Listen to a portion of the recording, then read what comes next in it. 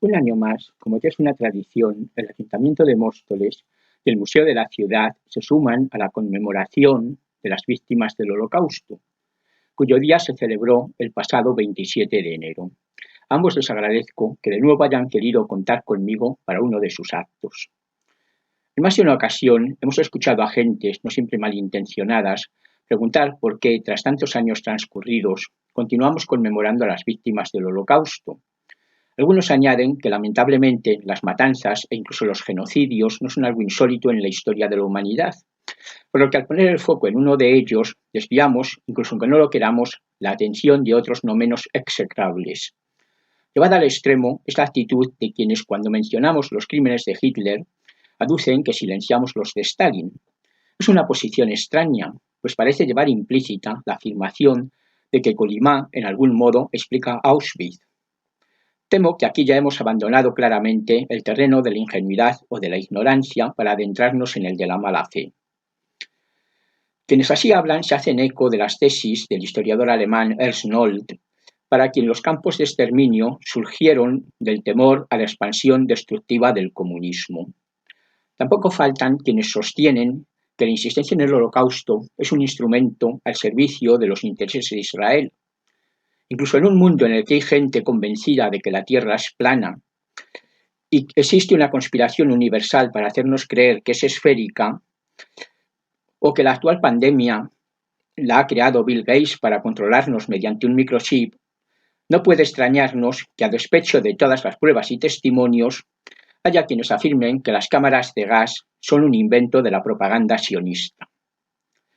Cuando algún periódico publica una información sobre el nazismo, no faltan comentarios de lectores que expresan con vehemencia posiciones negacionistas, que lamentablemente encuentran un amplio eco en las redes sociales. Sin embargo, el Holocausto no solo existió, sino que constituye la irrupción en la historia de un elemento nuevo y pavoroso, que nos muestra el lado más oscuro de la naturaleza humana. Naturalmente, es esta una afirmación categórica que precisa de justificación, puesto que, como desgraciadamente sabemos, ha habido y todo hace suponer que habrá otros genocidios. Es legítimo, por tanto, que nos preguntemos qué tuvo de singular el Holocausto. No se trata de la magnitud de la matanza, por más que ésta alcance proporciones descomunales, tampoco del sufrimiento de las víctimas, pues este es rigurosamente personal y subjetivo, por lo que no se presta a cuantificaciones y comparaciones. Además, como señala Yehuda Bauer, en lo que concierne a la brutalidad, la voluntad de matar y el sadismo, poco hay de singular acerca de los nazis, excepto que ellos fueron más lejos que cualquiera de sus predecesores. Lo que según Bauer singulariza el Holocausto es que para los ideólogos nazis los judíos representan una fuerza demoníaca que debe ser aniquilada en su totalidad. Podemos añadir que esta creencia se articula con otras también de carácter mítico. Por un lado, que la lucha de razas es la fuerza que anima los procesos históricos. Por otro, una concepción orgánica de la nación, o más exactamente de la Volksgemeinschaft, la comunidad del pueblo. Esta Weltanschauung, cosmovisión, se complementaría con teorías que en su momento gozaron de respetabilidad científica y tuvieron amplio respaldo más allá de los círculos nacionalsocialistas y fascistas, tales como el racismo, el darwinismo social y la eugenesia. La persecución, a diferencia de otros genocidios, no persigue una finalidad política, militar o económica, sino que buscaba la universal destrucción física de todo un pueblo, concebido no como una comunidad cultural o lingüística, sino como una raza, es decir, una entidad biológica cuyos caracteres fijados genéticamente se transmiten a la descendencia. A lo largo de esta charla nos adentraremos en los elementos míticos mencionados y en el revestimiento científico que adoptaron, sin olvidar que muchos de ellos no fueron específicamente alemanes, por lo que al tratarlos haremos también referencia a cómo se manifestaron en otros países. Hitler entendía a la humanidad como dividida en razas cuyas aptitudes permiten clasificarlas jerárquicamente. Así leemos en Mein Kampf: si se dividiese la humanidad en tres categorías de hombres, creadores, conservadores y destructores de cultura, tendríamos seguramente como representante del primer grupo solo al elemento ario. Él estableció los fundamentos y las columnas de todas las creaciones humanas. Únicamente la forma exterior y el colorido dependen del carácter peculiar de cada pueblo.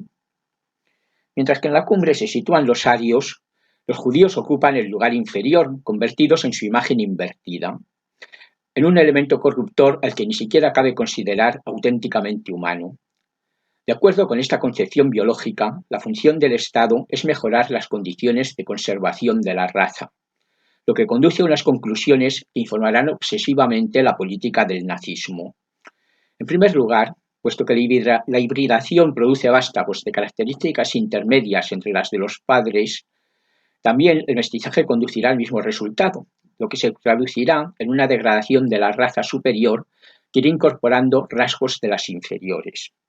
En 1935, las leyes de Nuremberg prohibirán en consecuencia las relaciones sexuales entre arios y judíos, y más adelante, cuando durante la guerra sean enviados a Alemania numerosos trabajadores procedentes de los países ocupados, se establecerán severos castigos, ordinariamente la pena de muerte, para aquellos que mantengan contactos inapropiados con mujeres alemanas. Pero esto no es suficiente. Los mismos alemanes, aunque se suponga que conservan mejor que otros pueblos blancos los caracteres arios, no están exentos de cierta degeneración. Por eso se ve como necesario evitar la reproducción de, y cito textualmente a Hitler, todo el individuo notoriamente enfermo o atávicamente tarado. Esto llevará a esterilizaciones forzosas y también al asesinato de pacientes aquejados de dolencias físicas o mentales consideradas incurables. Razones de higiene racial y ahorro económico se aducirán también para quitar la vida sin el consentimiento y ni siquiera el conocimiento de sus padres a niños nacidos con malformaciones u otros problemas graves. En estas actuaciones, conocidas como Action T4, se experimentaron procedimientos que luego se aplicarían en el Holocausto y se formó a una parte del personal encargado de llevarla a cabo. Junto a estas medidas de eugenesia negativa, se aplicaron otras de eugenesia positiva, destinadas a favorecer la reproducción de aquellos especímenes tenidos por genéticamente más puros, particularmente los miembros de las SS, cuyo matrimonio debía ser aprobado por el Reichsführer Himmler tras un examen racial de las prometidas. En suma, las convicciones raciales nazis llevaron a aplicar a los seres humanos técnicas de selección empleadas en la cría de ganado. Conviene ahora que nos detengamos en la afirmación de que el Holocausto, a diferencia de otros genocidios, no persigue una finalidad económica, política o militar. Las posesiones de los judíos fueron expropiadas en beneficio no solo de los jerarcas nazis, sino en gran medida en el del conjunto de la población aria. Pero el proceso de iranización de la economía ya había concluido cuando comenzó la deportación a los campos de exterminio. No se asesinó a judíos ricos para despojarlos, sino a gentes a las que previamente se había reducido la pobreza al expulsarlos de la actividad productiva. Eso por lo que hace a los judíos de Europa central y occidental, pues en el este la mayor parte eran campesinos, artesanos o pequeños comerciantes que a duras penas alcanzaban lo necesario para subsistir, o en la Unión Soviética trabajadores de los coljoses o de las fábricas estatales. Polonia y los territorios occidentales de la Unión Soviética, considerados como el Lebensraum, el espacio vital alemán, y que según el General Plan Osten, el Plan General del Este, debían perder a gran parte de su población eslava, que sería reemplazada por colonos alemanes, muestra claramente el diferente trato, aunque en ambos casos genocida, reservado a los distintos grupos étnicos que lo habitaban.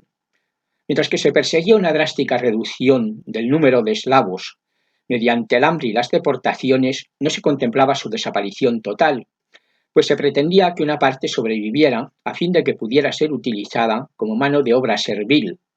El 25 de mayo de 1940, Heinrich Himmler presentó a Hitler, quien dio su aprobación, un memorando sobre la educación que debía darse a los pobladores de las tierras conquistadas.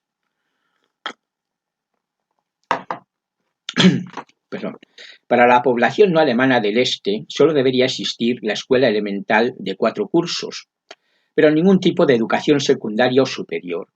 En esas escuelas solo se enseñaría lo siguiente: el cálculo básico hasta un máximo de 500, escribir el nombre, la enseñanza de que es un mandamiento divino obedecer a los alemanes y ser honesto, aplicado y dócil.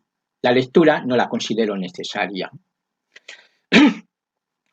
Los eslavos orientales supervivientes quedarían convertidos en una raza, en una casta inferior, ignorante y sumisa, en unas condiciones que recuerdan las de los ilotas en la antigua Esparta. Pero a diferencia de los judíos no serían totalmente aniquilados. Es un crimen abominable cuya finalidad política y económica es clara, la colonización y la explotación del territorio. En el terreno militar, los judíos no solo no constituían una amenaza para el Tercer Reich, sino que los recursos humanos y materiales destinados a su exterminio hubieran podido utilizarse en el esfuerzo de guerra. En este, como en otros aspectos, la ideología condicionó muchas decisiones aparentemente irracionales que, sin embargo, cobran sentido cuando se consideran las premisas míticas en que se fundamentaron.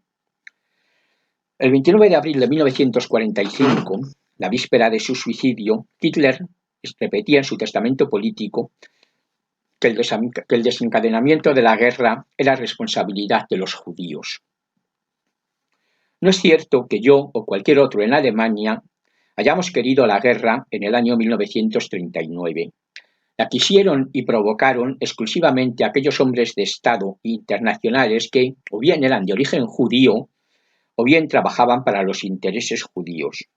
He hecho demasiadas propuestas para restringir y limitar el armamento que la posteridad no será capaz de negar eternamente, como para que pudiera pesar sobre mí la responsabilidad de haber desencadenado esta guerra. Yo nunca quise que después de la funesta Primera Guerra Mundial estallara aún una segunda contra Inglaterra o incluso contra América. Pasarán los siglos, pero de entre las ruinas de nuestras ciudades y monumentos artísticos siempre seguirá reavivándose el odio contra ese pueblo, el responsable en último término al que tenemos que agradecer todo esto, el judaísmo internacional y sus colaboradores. Era una acusación que ya se había formulado en numerosas ocasiones y que el aparato de propaganda dirigido por Goebbels reiteraba machaconamente. El 6 de abril de 1941, en una reunión con veteranos del fallido golpe de 1923, Hitler había manifestado su preocupación por el hecho de que tras la guerra estaba el judío internacional, que había envenenado a los pueblos a través de su control de la prensa, la radio, el cine y el teatro, y se beneficiaba del rearme y de la guerra. Eran los judíos quienes, gracias a su control de los gobiernos del Reino Unido y de la Unión Soviética, habían impulsado una coalición mundial contra Alemania. Ese mismo año, el 12 de diciembre, tras la declaración de guerra a los Estados Unidos, ante un auditorio de Reichsleiter y Gauleiter, los responsables regionales del partido nazi, había asegurado, con palabras a las que siempre dio un valor profético, que la guerra mundial tendría como consecuencia la aniquilación de los judíos. Se trata de una profecía que él mismo se encargaría de que se cumpliera. La idea de que al invadir Polonia, Francia o la Unión Soviética, Alemania no hacía sino defenderse de una agresión judía no era nueva. Los miembros de los Einsatzgruppen recurrían a ella para justificar sus acciones. Así lo expresa, por ejemplo, Walter Magner en una carta a su esposa fechada el 5 de octubre de 1941, tras la liquidación del gueto de Mogilov en Bielorrusia.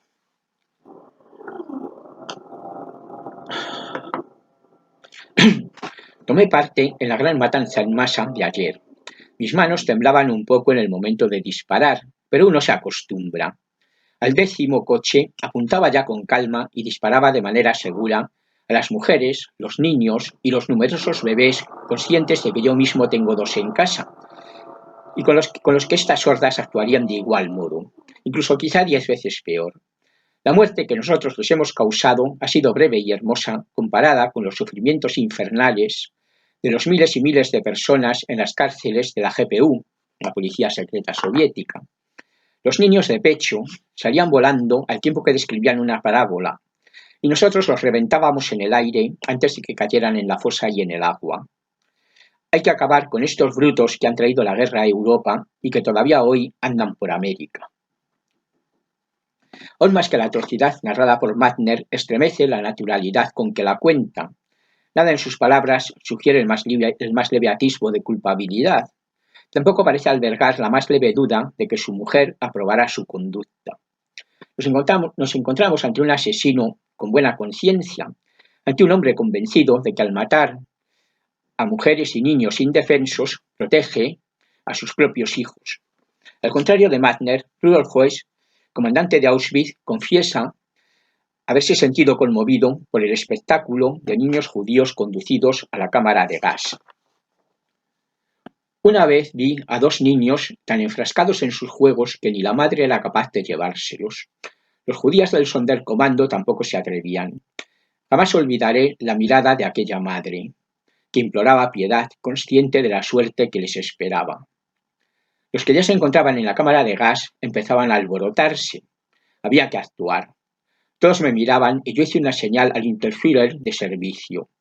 Este tomó en sus brazos a los niños, que forcejeaban violentamente mientras se los llevaba a la cámara, seguido por la madre, llorando hasta partir el alma.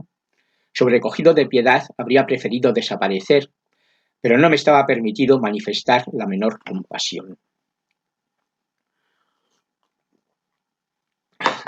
Hoss se esfuerza por hacernos creer que experimenta sentimientos de empatía hacia las víctimas, pero su relato se centra en su propio sufrimiento al dar la orden de que los niños sean asesinados junto a su madre y al resto de los deportados. Ya no nos hallamos ante un simple asesino con buena conciencia, sino ante un héroe que, para cumplir con su deber, del mismo modo que otros vencen al miedo, domina sus impulsos humanitarios. Los jerarcas nazis temían, sin duda, que sus hombres flaquearan ante la orden de matar a mujeres y niños. Sin embargo, aquellos superaron la prueba de manera satisfactoria. Así lo manifestó Himmler en un discurso ante los Reichsleiter y Gauleiter pronunciado en Posen el 6 de noviembre de 1943. Se ha planteado la siguiente cuestión: ¿qué hacer con las mujeres y los niños? He tomado una decisión y he encontrado una respuesta evidente. No me sentía en efecto en el derecho de exterminarlos, digamos si lo preferís matarlos o hacerlos matar, se refiere a los hombres, y de dejar crecer a sus descendientes, que se vengarían en nuestros hijos y en nuestros descendientes.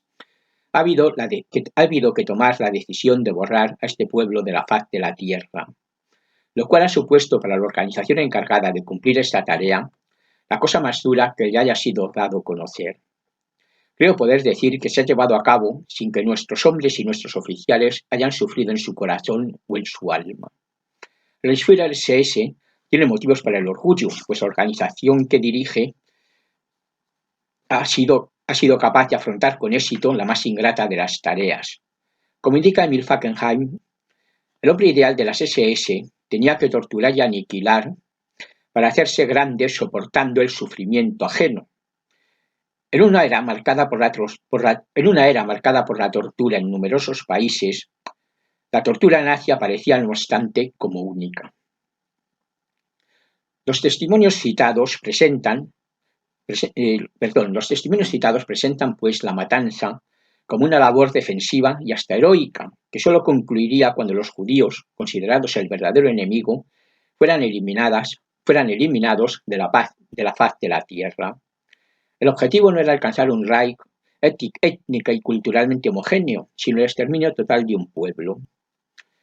Esto lo diferencia del genocidio cometido contra los armenios por el régimen de los jóvenes turcos entre 1915 y 1917. Buscaban estos una Turquía libre de armenios, pero al nazismo no le bastaba con una Alemania Judenrein, libre de judíos. Buscaban, llevados de su interpretación de la historia como lucha de razas, buscaban borrarlos del mundo, pues sólo de esa manera sería completa la victoria de los arios. Al igual que estos, representantes del elemento luminoso y creador, los judíos, su reverso oscuro y destructor, aspiraban al dominio universal. Con esta finalidad, se valían de todos los medios para debilitar a la Volksgemeinschaft, introduciendo en ella la discordia y la desconfianza y corrompiendo su sangre. Mediante la masonería habían promovido la democracia y el parlamentarismo, en que la mayoría de los mediocres e ignorantes se impone por el número a los espíritus superiores. Se habían hecho también con el control de la economía, sometiendo al pueblo al yugo del capital financiero, a la vez que promovían los sindicatos y la socialdemocracia, que supuestamente luchaban por mejorar la condición de los trabajadores. Obra suya eran también la revolución bolchevique, que según Hitler había destruido a Rusia. Hacía siglos, dice en Mein Kampf, que Rusia se había mantenido gracias al núcleo germánico de sus esferas superiores, núcleo del cual se puede decir que hoy está exterminado completamente. En su lugar se ha impuesto el judío, pero así como es imposible que el pueblo ruso sacuda por sí solo el yugo israelita, no es menos imposible que los judíos logren sostener a la larga bajo su poder el gigantesco organismo ruso. El judío mismo no es un elemento de organización, sino un fermento de descomposición. El coloso del Este está maduro para el derrumbamiento, y el fin de la dominación judaica en Rusia será al mismo tiempo el fin de Rusia como Estado. Estamos predestinados a ser testigos de una catástrofe que constituirá la prueba más formidable para la verdad de nuestra teoría racista.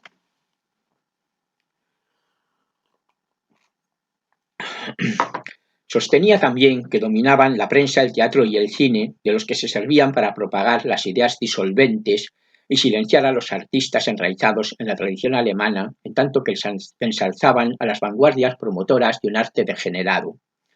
Se hallaban asimismo tras toda clase de actividades delictivas, entre las que se hacía hincapié en las de índole sexual, presentadas como crímenes contra la raza.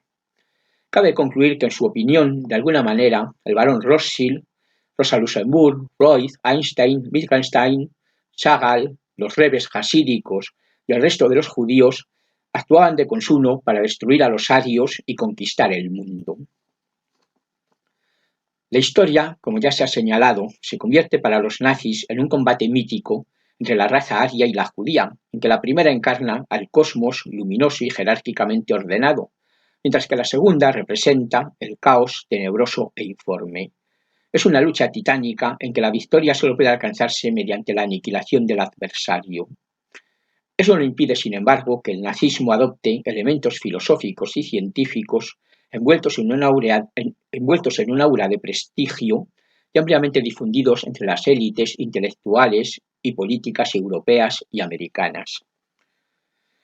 La división de la humanidad en razas y la superioridad aria había sido expuesta a mediados del siglo XIX por el francés Joseph Arthur de Gobineau en el ensayo sobre la desigualdad entre las razas humanas, aunque sus precedentes se remontan a la obra del marqués de Boulainvilliers a principios del siglo XVIII. Este había defendido los privilegios de la nobleza con el argumento de que ésta descendía de una raza superior, la de los conquistadores germánicos, en tanto que el resto de los franceses lo hacían de los sometidos galos. La expansión colonial durante el siglo XIX afianzó la idea de la inferioridad de las poblaciones africanas y asiáticas, cuyo retraso científico, técnico o incluso moral, evidente en que no se regían por las normas victorianas, se atribuyó a menudo esta inferioridad se le atribuyó a razones biológicas. Como ejemplo de la actitud de las autoridades coloniales, cabe citar el Código Negro, promulgado por el español Juan Prim en 1848, cuando era capitán general de Puerto Rico, en el que, tras un preámbulo en el que se hace referencia a la estúpida ferocidad de la raza africana, se establecen penas especialmente severas para los negros, incluso aunque fueran libres. Entre la guerra franco-prusiana y la Primera Guerra Mundial, Europa vivió lo que conocemos como Belle Époque, ese periodo que Stefan Zweig rememora en El mundo de ayer, caracterizado por la paz, el desarrollo científico, el crecimiento económico y la primera legislación laboral impulsada por la creciente extensión de las organizaciones obreras. Entonces, las capas superiores de la burguesía se fundían con una aristocracia que aún mantenía en muchas naciones gran parte de sus privilegios y adoptaban ambas un estado de vida cosmopolita facilitado por la mejora de las comunicaciones gracias a la progresiva extensión de la red de ferrocarriles y a la navegación a vapor. En tanto que se difundía la convicción optimista de que el progreso resolvería los problemas humanos y se alcanzaría una época en que nada turbaría la paz y la seguridad, máxima aspiración de las gentes de orden que regían los destinos del continente, en el Congo, explotado como una propiedad personal por el rey de los belgas, Leopoldo II, los indígenas eran sometidos a una política de terror con unos pavorosos costes humanos. En el África sudoccidental alemana, los Herero y los Nama eran empujados a un desierto cuyos pozos habían sido envenenados. Los indígenas de la Amazonia sufrían, de facto, la esclavitud a mano de los caucheros y alimentaban con su sufrimiento a la pujante industria de los países desarrollados. Los aborígenes de los Estados Unidos, expulsados de sus tierras, eran confinados en reservas estériles, a menudo situadas a cientos o incluso miles de kilómetros de su lugar de origen, a las que debían llegar tras largas y extenuantes marchas a pie. En Cuba, cuando todavía bajo el dominio español, el general Baylor, para privar a los insurgentes del apoyo local, obligaba a los campesinos a desplazarse a las ciudades controladas por el ejército, donde se los recluía en campos de concentración en los que el insuficiente suministro de alimentos y las precarias condiciones sanitarias hacían que la mortalidad se disparara hasta cifras espeluznantes. Esa era la única cara de la civilización occidental visible para los habitantes de gran parte del mundo. Pero todo eso ocurría en territorios lejanos y no alcanzaba a turbar la satisfecha conciencia de la superioridad blanca. El darwinismo social, propugnado por Herbert Spencer, defendía que los individuos y colectividades humanas se rigen por los principios de la selección natural y supervivencia del más apto, enfrentándose en la lucha por la vida. La situación de los pueblos colonizados y de los grupos desfavorecidos en las metrópolis no eran, por tanto, la manifestación de una injusticia, sino el simple efecto de unas leyes de la naturaleza en cuyo curso no se debe interferir, so pena de debilitar a la raza y a la especie. Relacionado con esta teoría, el eugenismo, formulado por el también británico Francis Galton, proponía la mejora de la raza mediante el control de la procreación. Guiados por esta idea, que tuvo defensores tan prestigiosos como el naturalista alemán Ernst Haeckel, fueron numerosos los países europeos y americanos que adoptaron leyes de esterilización forzosa para determinadas categorías de enfermos e individuos considerados degenerados. Las poblaciones indígenas americanas y en Europa minorías como los gitanos o los sami, los lapones, fueron a menudo víctimas de intervenciones de este tipo hasta muy entrado el siglo XX, incluso en países tan democráticos como Suecia y Finlandia. En este aspecto, las políticas nazis a las que anteriormente se hizo referencia llevaron hasta el extremo tendencias que en alguna medida estaban presentes en muchos países de cultura occidental.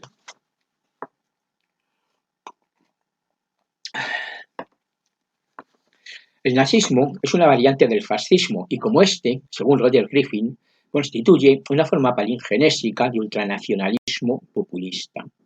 Una ideología que se articula en torno a un mito utópico central. El mito central, dice, construido de acuerdo con el tipo ideal, consiste en que un pueblo orgánico que forma una ultranación está en crisis y necesita ser salvado de su actual estado de desintegración y decadencia por una vanguardia formada por quienes son muy conscientes de las fuerzas que en ese momento la amenazan y están dispuestos a luchar para combatirlas. El término palingenesia se forma a partir de dos palabras griegas, palin, de nuevo, y génesis, nacer, e implica la idea de que se saldrá del estado de postración mediante un nuevo nacimiento. Pero este no acaecerá espontáneamente, sino que será fruto de la acción de la minoría consciente capaz de identificar la auténtica amenaza y utilizar todos los medios para combatirla. En cuanto a la idea de un pueblo orgánico, es decir, la concepción de este a imagen de un organismo vivo, entronca con la noción de Volksheit, espíritu del pueblo, desarrollada por los filósofos románticos. Frente al universalismo cristiano y el cosmopolitismo de la Ilustración, se esgrimía la idea de que cada nación posee un carácter propio que la diferencia de las demás y permanece inmutable a lo largo de la historia, de la cual él es en realidad el verdadero sujeto. Mientras que el ultranacionalismo fascista mussoliniano descansaba sobre el mito fundacional de que los italianos actuales descienden de los antiguos romanos, El hitleriano remontaba los orígenes alemanes a una supuesta raza aria, lo que le daba un carácter racista pretendidamente científico mucho más acentuado y peligroso. Para el nazismo, la ultranación aria se halla sumida en una profunda crisis de la que considera responsables a los judíos como raza, cuyos aspectos más visibles son la capitulación en la Gran Guerra, la oleada revolucionaria que la siguió, que en Alemania se manifestó en la insurrección espartaquista y en la efímera República Socialista de Baviera. Bueno, también las duras condiciones impuestas por los vencedores en el Tratado de Versalles y la hiperinflación de comienzos de los años 20. Una década que suele asociarse a la idea de felicidad, los felices 20, posiblemente más que por méritos propios, porque la anterior y las siguientes fueron muchísimo peores. Los elementos míticos mencionados, revestidos por un armazón que en su momento fue tenido por científico, configuran lo que Solfrid Lander ha denominado antisemitismo redentor.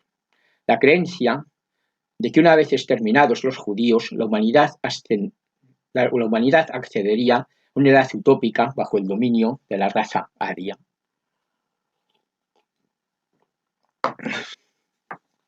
Naturalmente, una ideología de este tipo solo podía brotar en un terreno abonado por siglos de antisemitismo. Este, en efecto, tenía profundas raíces en Europa, donde los judíos, señalados como pueblo deicida, habían sufrido durante siglos expulsiones y matanzas, y por lo general habían sido obligados a vivir segregados de la mayoritaria población cristiana, habitando en guetos y portando vestimentas distintivas. A menudo, sobre todo cuando el hambre o las epidemias hacían aún más precarias las ya de por sí generalmente difíciles condiciones de vida, circulaban libelos de sangre en que se les acusaba de raptar niños y asesinarlos ritualmente. En esos casos, multitudes azuzadas por predicadores populares asaltaban las juderías y se entregaban a saqueos y matanzas. En España, los casos más conocidos son los de Santo Dominguito de Val y el Santo Niño de la Guardia, pero rumores similares se difundieron por todos los países con parecidas consecuencias. Ni qué decir tiene que las fake news y los hechos alternativos son muy anteriores a las redes sociales. Incluso en el siglo XIX y principios del XX, los pogromos, muchas veces instigados por las autoridades, fueron frecuentes en Europa Oriental, especialmente en los territorios del Imperio Ruso. Israel Yeshua Singer recuerda que en su infancia el rumor difundido por un campesino resentido de que los judíos habían sacrificado a un niño cristiano estuvo a punto de provocar una matanza en el Steppe de Lensin, próximo a Varsovia. Pero aunque los episodios más brutales tuvieron lugar en el este, la judiofobia estaba también muy difundida en Europa central y occidental. Baste mencionar el affaire Dreyfus y la áspera división que produjo en la sociedad francesa, cuyos sectores más conservadores, incluidos los mandos superiores del ejército, y destacados intelectuales como Maurice Barrès y Charles Maurras, presionaron para que se condenara al oficial judío e incluso intentaron que permaneciera en prisión aún después de que se hallara al verdadero culpable. Incluso en España, donde no había presencia judía desde la expulsión de 1492, se mantenía un antisemitismo que, aunque originariamente religioso, había adquirido un cariz claramente racista. Así, la desconfianza ante la sinceridad de las conversiones había llevado no solo a que la Inquisición vigilase estrechamente a los denominados cristianos nuevos, o popularmente marranos, sino también a que se establecieran los estatutos de limpieza de sangre, que vetaban el acceso a los colegios mayores y a gran número de empleos e incluso a las órdenes religiosas a quienes contaran entre sus abuelos con un judío o un musulmán. Hasta mediados del siglo XX se ha mantenido en Mallorca la discriminación contra los chuetas, nombre con el que se designa a los descendientes de los condenados por criptojudaísmo en 1691. A su llegada a Viena en 1907, Hitler se sintió atraído por dos políticos de ideas muy distintas. Georg Ritter von Schönerer, anticatólico y pangermanista, defendía la incorporación de Austria a Alemania, al Anschluss. En cambio, Karl Lueger, fundador del Partido Social Cristiano y alcalde de la ciudad, era partidario del mantenimiento del imperio de los Habsburgo. Coincidían, sin embargo, en su hostilidad hacia los judíos, a quienes Luger se refirió en público como animales de presa con forma humana, de cuya dominación se proponía liberar al pueblo cristiano. Fue en estos tiempos cuando, según él mismo afirma, Hitler se convirtió en un antisemita fanático. Bueno, hay que tener en cuenta que el término fanático tenía connotaciones positivas en el lenguaje del nazismo. La derrota alemana de 1918, la oleada revolucionaria, la crisis económica y la difusión de una cultura calificada de degenerada y cosmopolita se presentaban a los ojos de Hitler y de sus seguidores como etapas de un vasto plan mediante el cual los judíos pretendían hacerse con el dominio del mundo. No cabe duda de que Alemania en los años 30 se enfrentaba a una situación grave y compleja, algo que, como suele ocurrir en tales casos, abonaba el terreno para la difusión de teorías conspirativas. Estas resultan atractivas ya que ofrecen explicaciones sencillas y señalan a un culpable, lo que crea la ilusión de que eliminando a este se resolverán los problemas. La misma imposibilidad de encontrar pruebas tangibles de la conspiración es para los adeptos a estas ideas una demostración no de su falsedad, sino de la astucia y el poder de unos enemigos que en la sombra manejan a los gobiernos y controlan los medios de comunicación. Quienes la siguen participan además de la íntima satisfacción de haber penetrado una verdad que permanece oculta al común de los mortales. Se les impone, pues, la gloriosa tarea de, convertidos en apóstoles, difundir la buena nueva. Los seguidores del nazismo experimentaron además el orgullo de pertenecer a la raza superior. Un libro aparecido en Rusia a principios del siglo XX, con el título Protocolos de los Sabios de Sion, se presentaba como las actas de una reunión secreta de líderes judíos en la que se había adoptado un plan para hacerse con el dominio del mundo. Después de 1917, de la mano de exiliados rusos, la obra alcanzó una gran difusión en Occidente.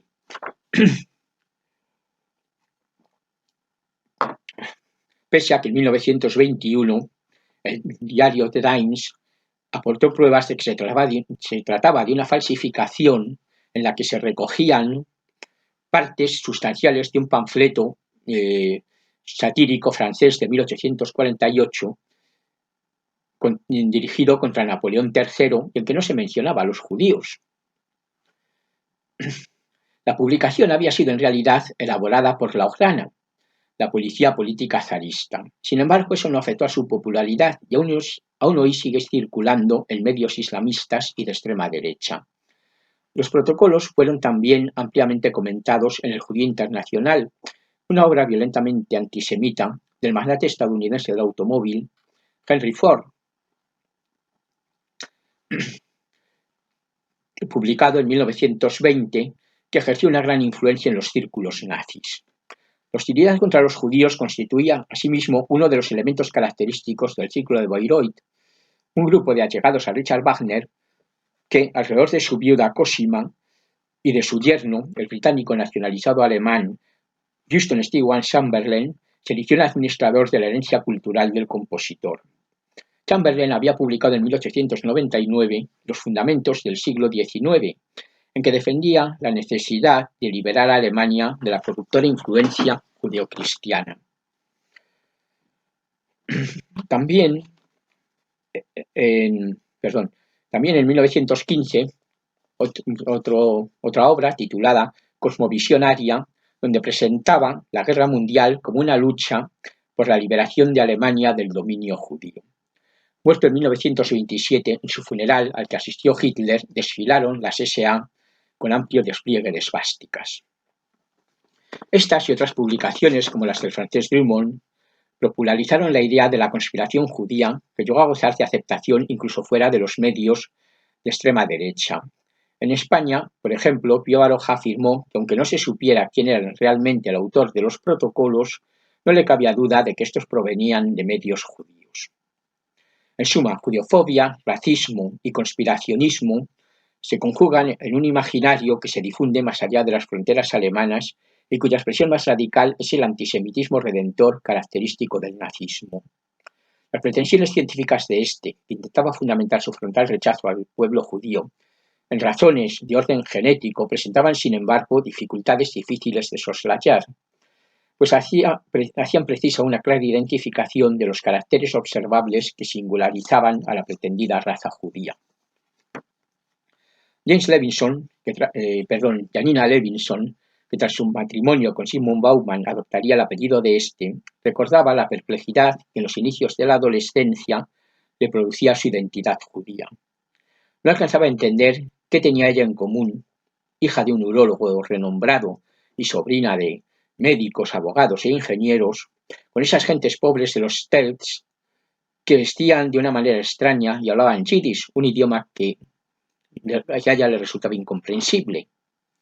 De alguna manera aprendí que se podía reconocer a los judíos simplemente por su aspecto: pelo oscuro rizado, ojos negros, narices aguileñas. Pero esto tampoco funcionaba. El tío Joseph era rubio, mis propios ojos eran de color verde claro, y había muchas narices rectas en mi familia. Entonces, ¿qué? Puede ser que tuviera algo que ver con la iglesia y la religión. Los judíos no iban a la iglesia, nosotros tampoco. Pero los judíos iban a la sinagoga, y nosotros no. Como el resto del mundo, siempre teníamos un árbol de Navidad en casa. Pero a diferencia de ellos, también hacíamos esas cenas fabulosas en casa de mi bisabuela, 2 veces al año. Se llamaban Pesach, Pascua, y Rosh Hashanah, el año nuevo.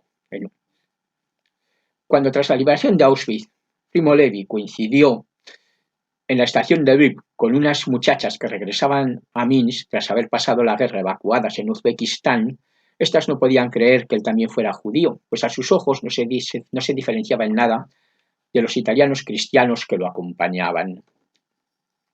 El problema de determinar las características raciales que permitieran identificar con rigor científico a los judíos parecía tan arduo como lo hubiera sido el de establecer las de los arios a partir de los rasgos de Hitler, Himmler, Goebbels y Göring. Por esta razón, las leyes de Nuremberg hubieron de recurrir a una definición en que la clasificación según la sangre remite a elementos religiosos.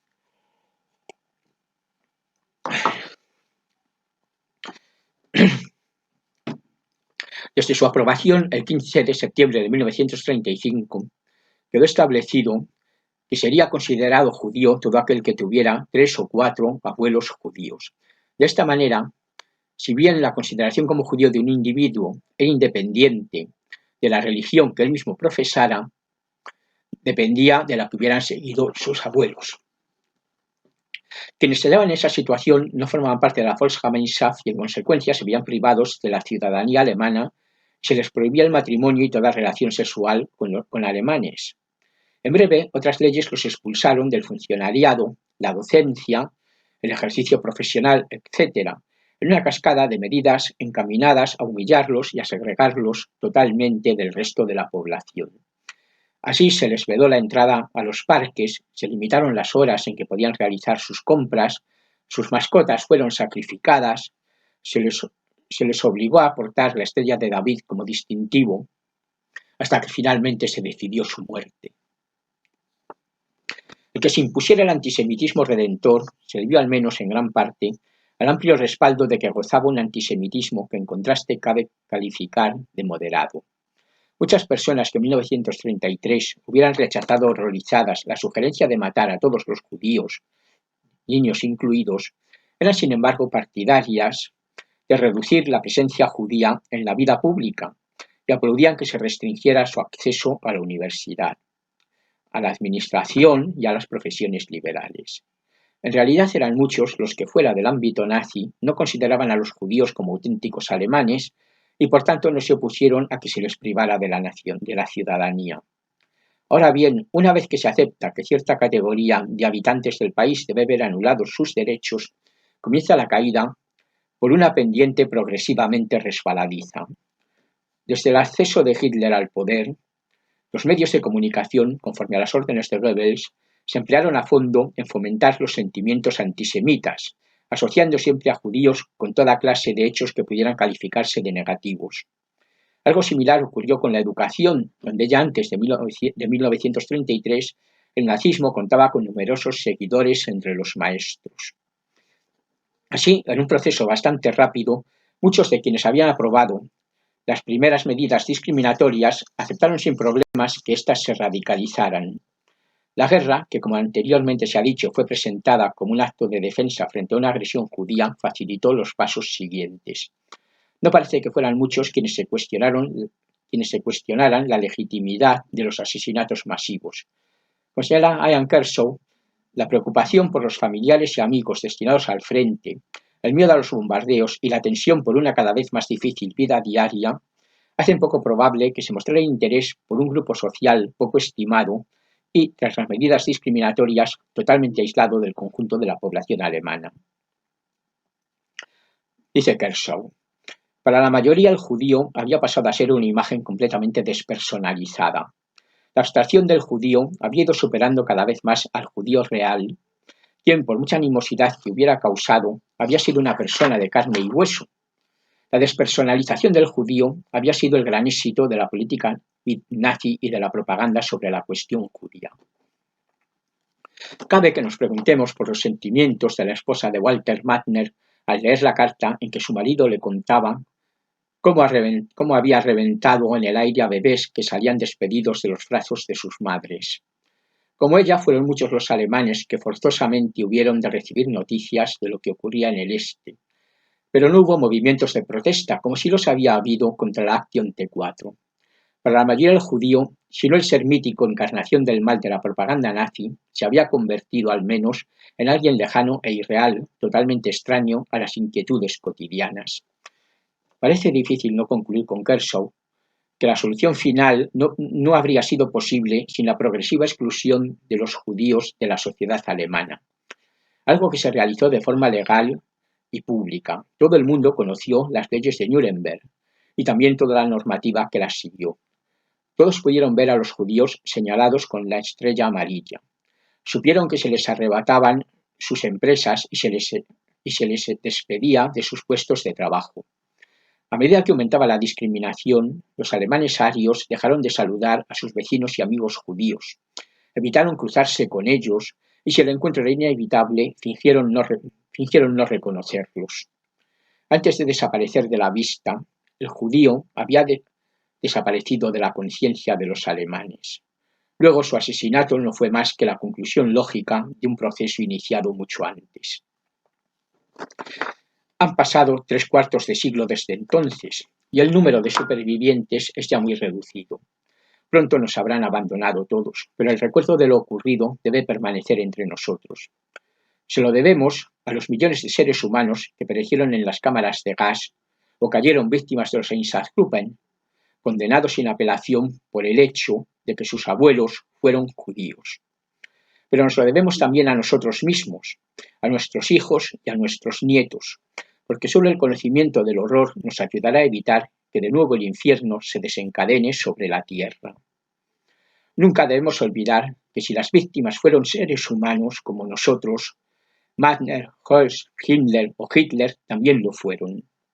En estos tiempos en que por medio de las redes sociales, el antisemitismo, el supremacismo blanco, el ultranacionalismo populista y las teorías conspirativas llevan a todos los lugares sus mensajes de odio, debemos mantenernos alerta porque la llama puede prender en sectores de la población que amenazados por la incertidumbre económica y ahora también sanitaria miran el futuro con temor.